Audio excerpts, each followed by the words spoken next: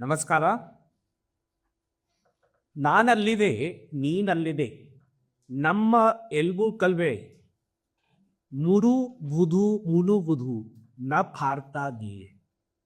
3 ವರ್ಷಗಳ ಹಿಂದೆ ಸ್ವಾತಂತ್ರ್ಯ ದಿವಸದ ಅವಸರದಲ್ಲಿ ನಮ್ಮ ಮಾನ್ಯ ರಾಷ್ಟ್ರಪತಿ ಶ್ರೀಮತಿ ದ್ರೌಪದಿ ಮುರ್ಮು ಅವರು ಕನ್ನಡದ ಮಹಾಕವಿ ಕುವೆಂಪು ಅವರ ಈ ಪಂಕ್ತಿಗಳನ್ನು ಪ್ರಸ್ತಾಪಿಸಿ ಎಲ್ಲ ಭಾರತವಾಸಿಗಳನ್ನು ಆಹ್ವಾನಿಸಿದರು.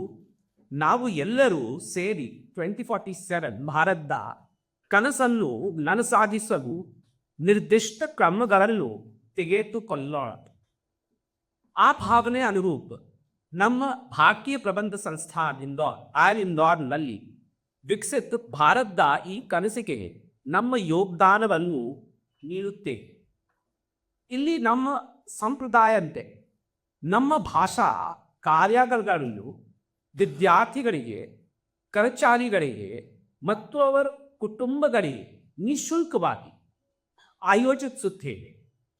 ಯಾಕೆಂದರೆ ಎಲ್ಲವೂ ಸೇರಿ ಕಲಿಯೋಣ ಮತ್ತು ಮುಂದುವರಿಯುವ ಹಾಗೂ ಸಂಸ್ಕೃತಿಯನ್ನು ಒಟ್ಟಿಗೆ ಅಳವಡಿಸಿಕೊಳ್ಳೋಣ.